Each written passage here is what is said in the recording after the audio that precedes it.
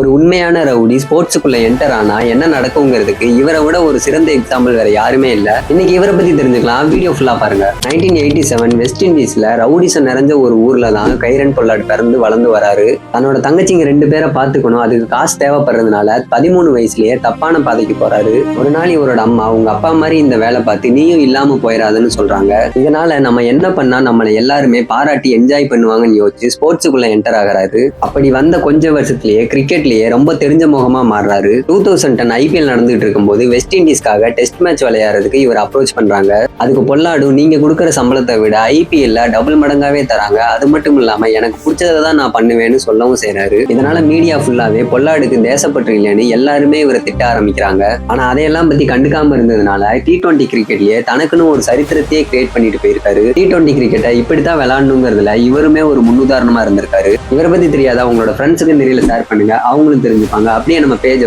Follow பண்ணிக்கோங்க.